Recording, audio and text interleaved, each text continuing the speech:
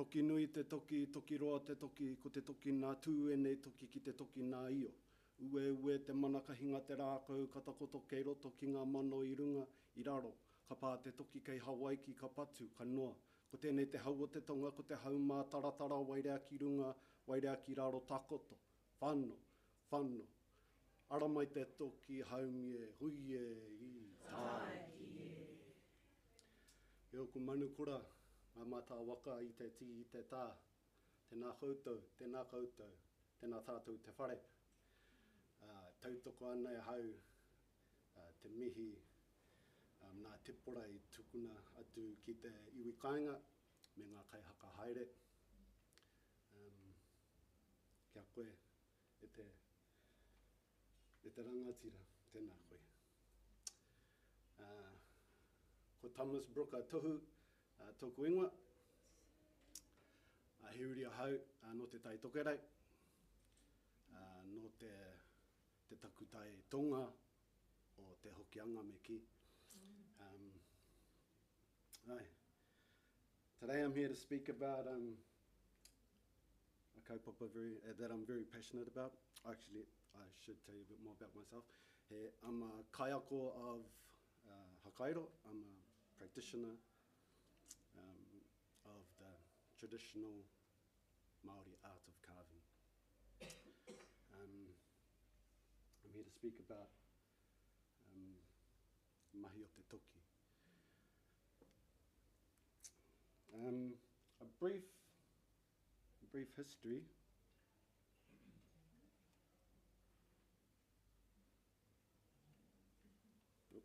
Aramai.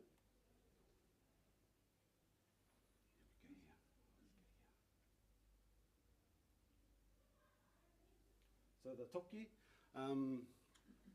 held a very significant place within our culture, so much so that it was used in our creation story. When Tāne separated his mother and his father, himself and his brothers, set about carving 4 pou to hold them apart. They used 2 toki to carve those pou. And we still know the names of these toki. So that tells us they're not just tools. The name of these toki were te whironui and te awhiorangi. That's a timeless kōrero, and we still know the names of these mea.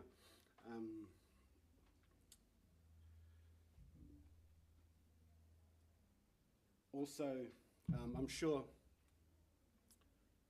most of you know the name of your waka, and some of you might even know the name of the toki that carved that waka. We can recall in the hokianga the name of the toki that were used to refurbish and rebuild Matawhaurua, then renamed Ngā Toki Matawhaurua. Kupenuku, our tupuna, he wielded Ngā Paki Tua. His whanaunga, Toka Aku, wielded Tauirata. That's an 800-year kōrero, and we still know the name of these toki. That leads me to believe that our tupuna held these mea in such a high esteem because they weren't just tools. They were things that made it possible for us to live, for our tupuna to live. If you could build a waka, you could travel. You could build a whare, you had a place to live.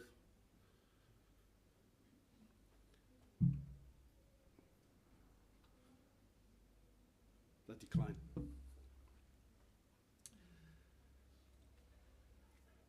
It's a tough one for me, especially as a kai whakairo. Soon after the arrival of our tupuna, without the tohunga to teach them, they started to lose the knowledge of the toki.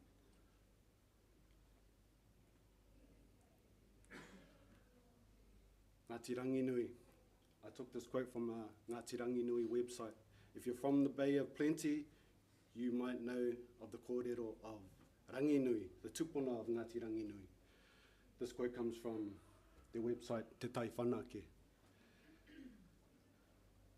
During his ventures, Ranginui became a renowned builder and carver. This was further proved when he met up with Tamatea Āmoa while travelling through the Papuni district. I don't know the Papuni district. It was here Tamatea Āmoa was building a whare at Tupapaku Rau. When Ranginui visited him, Ranginui made reference to his poor adzing of the batons and demonstrated his skills. So Ranginui, we know, was one of the sons of Tamatea Pokai Whenua, the Ariki of the Pacific.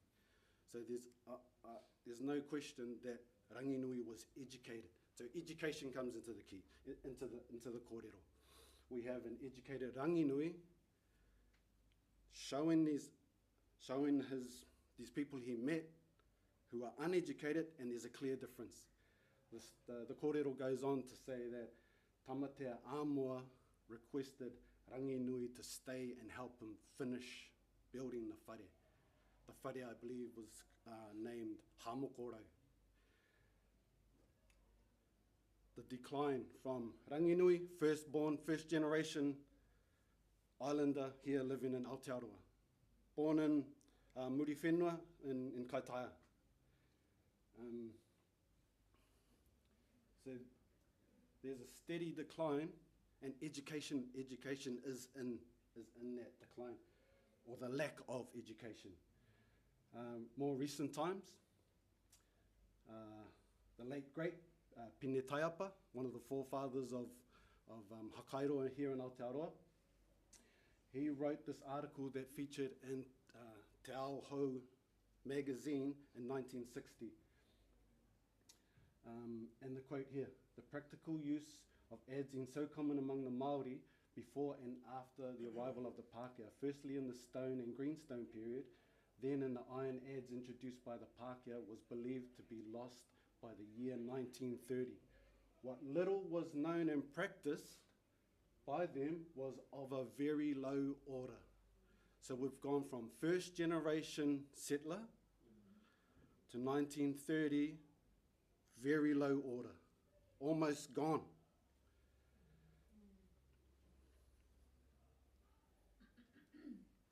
The revival. Under the guidance and the leadership of the late Sir Apira Nangata, the School of Māori Arts and Crafts was opened in Rotorua in the year 1929. The first year the school was opened, the students were commissioned to carve 2 whare. Within that first year, it became completely apparent that they needed an expert adzman. They weren't able to recreate the same figures that their tupuna, that the examples they had. So Apirana, in his foresight, appointed Pine, they're holding the ads. Appointed Pine to seek out an expert in the use of the ads. He searched far, wide, he found one. His search led him to find one man. From every family would have been known, now one in the whole country. In Tiwi Māori katoa, one man alone, one expert. Enter Aramai Aramai agrees to join the School of Māori Arts and Crafts and teach not only carving, but how to wield the adze.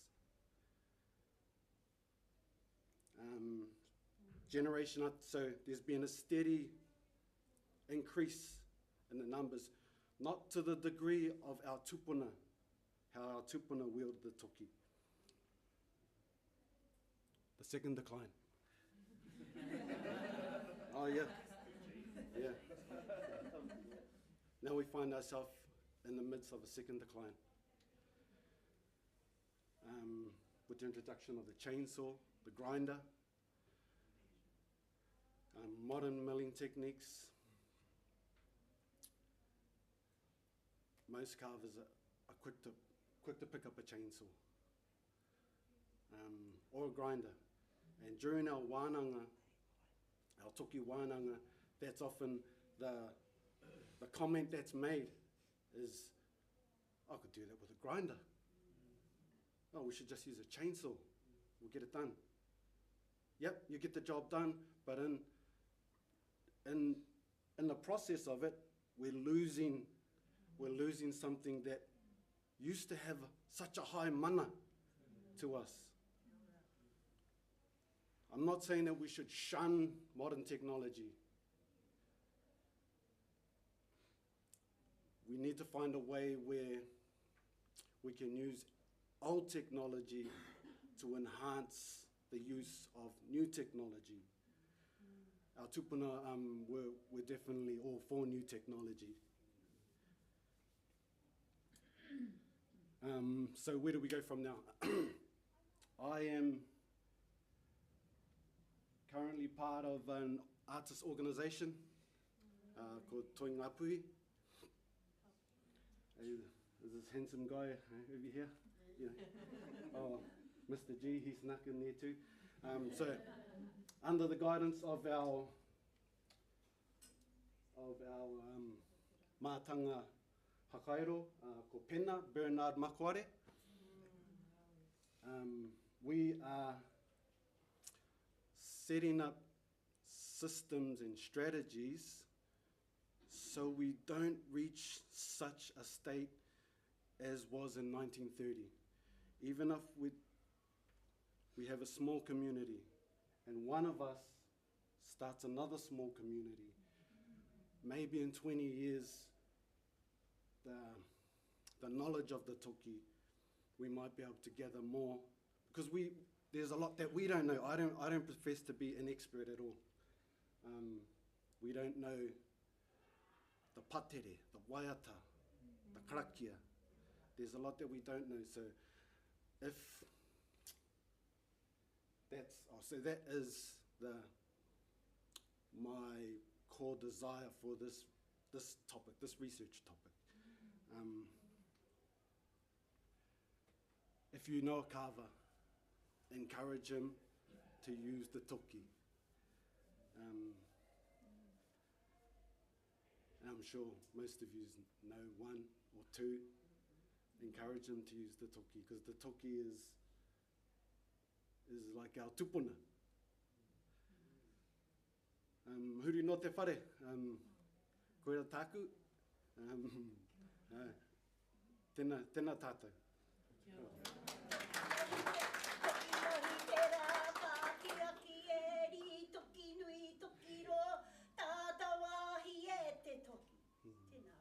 Kia ora whaia, kia ora.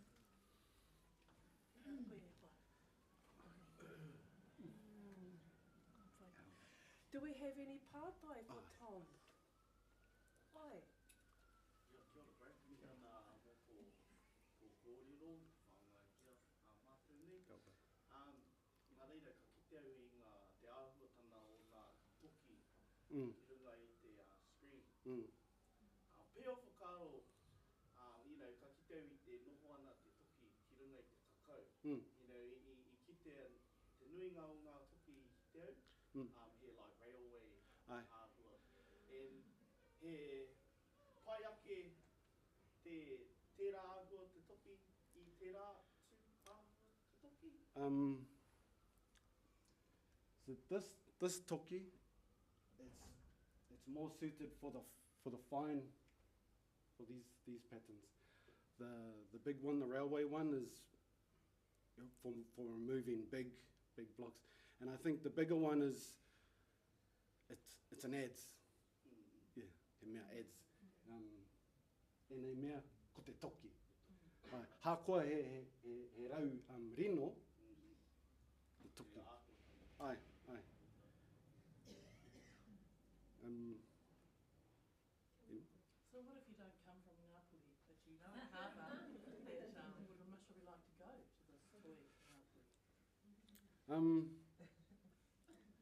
Yeah, because we do have wānanga